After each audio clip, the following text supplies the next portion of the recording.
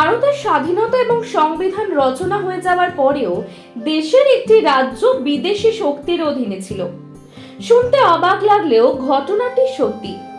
সেই ছোট্ট রাজ্যটি কিন্তু এখন ভারতের অন্যতম সেরা পর্যটন কেন্দ্র। ভারতীয়দের কাছে ছুটি কাটানোর অন্যতম পছন্দের ঠিকানা গোয়া। সৈকতের সমান্তরালে পশ্চিমঘাট পর্বতমালা ও তার অসংখ্য শিরা উপশিরা গোয়ার প্রকৃতিকে অকৃপণভাবে সাজিয়েছে। গোয়ায় মনোরম পরিবেশ, সেখানকার পার্টির মেজাজ, রকমারি খানাপিনা পর্যটকদের বছরের পর বছর ধরে আকৃষ্ট করেছে। 1947 সালে ব্রিটিশদের হাত থেকে ভারত স্বাধীন হলেও স্বাধীনতার প্রায় 14 বছর পরেও গোয়া পর্তুগালদের দখলেই ছিল। 1961 সালে গোয়া ভারতের মানচিত্রে অন্তর্ভুক্ত হয়। 1961 সালে ডিসেম্বরে জওহরলাল নেহেরু গোয়ায় ভারতীয় সৈন্যদের জড়ো করতে শুরু করেন। উত্তর, পশ্চিম এবং দক্ষিণ ভারতে 100টিরও বেশি যাত্রীবাহী ট্রেনের যাত্রাপথ বদলে দেওয়া হয়েছিল বেলাগাভিতে সৈন্যদের পৌঁছে দিতে। পণ্যবাহী ট্রেন ব্যবহার করে সামরিক সরঞ্জাম পৌঁছে দেওয়া হয়েছিল গোয়ায়। পর্তুগালও এর জবাবে একটি জাহাজ পাঠিয়েছিল।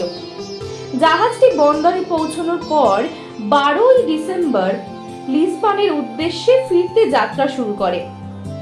পর্তুগাল সরকার ভেবেছিল যে আমেরিকায় কূটনৈতিক চেষ্টার মাধ্যমে ভারতের সামরিক অভিযান পুরোপুরি বন্ধ করে দেওয়া সম্ভব হবে, তবে তাদের চেষ্টা সফল হয়নি। ভারতের সেনারা যখন গোয়ায় প্রবেশ করে তখন নামমাত্র প্রতিরোধের সম্মুখীন হয়েছিল।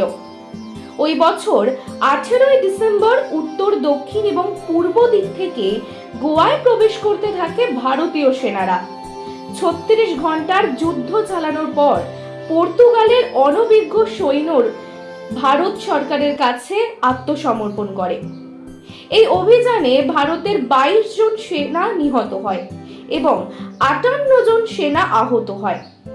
1961 সালে গোয়া অপারেশন বিজয়ের মাধ্যম দিয়ে পর্তুগিজ শাসন থেকে মুক্ত হয়ে ভারতভুক্ত হলে কি হবে? অতি অল্প সময়ের ভিতরে দেশের সেরা পর্যটনগুলির মধ্যে আমরা লিখেই ফেলেছি।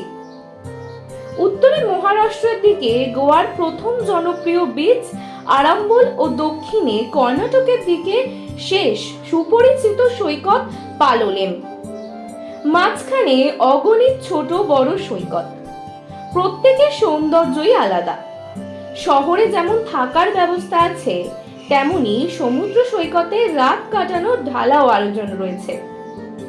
তবে শুধু সৈকত নয়, পুরনো দিনের মন্দির, পর্তুগিজ শাসনকালের সৌধ, পাহাড়, অরণ্য, জলপ্রপাত সবই রয়েছে গোয়ার ঝুলিতে।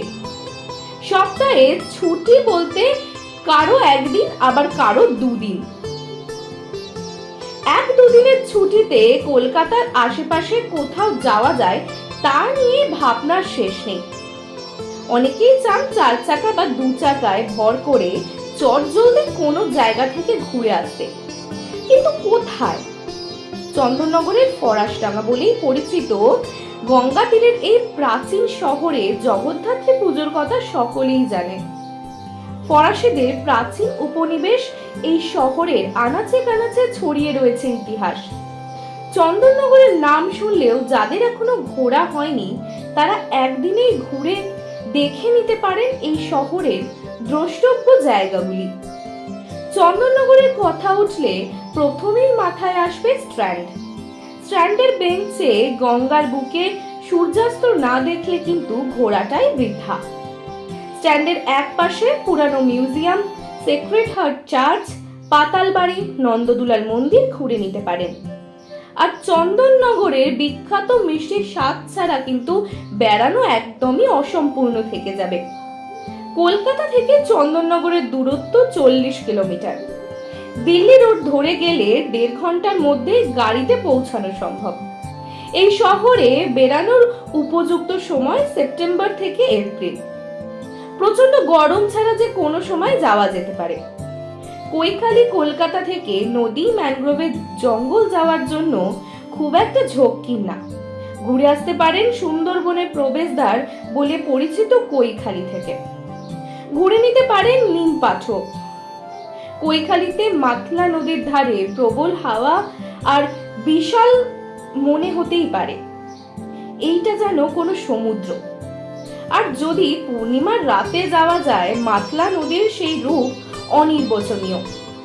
চারপাশে ম্যানগ্রোভের জঙ্গল, মাতলার বুকে নৌকা নিয়ে ভেসে পড়লেই হলো। কৈখালী থেকে বেরিয়ে আসা যায় ঝড়খালির ব্যাঘ্র পুনর্বাসন কেন্দ্র। কৈখালীতে মাতলার পাশেই পশ্চিমবঙ্গ সরকারের যুব আবাস রয়েছে থাকার জন্য।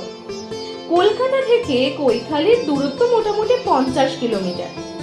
গাড়ি বা বাইকে সহজেই যাওয়া যায় দক্ষিণ 24 পরগনার কৈখালীতে।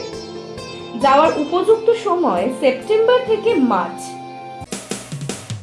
মানুষের পাশে মানুষের সাথে আমরা আছি এই বাংলাতে। আপনারা দেখছেন সংবাদ শিরোনাম। দেখলেন তো অনেক কিছু, এবার দেখুন নতুন কিছু।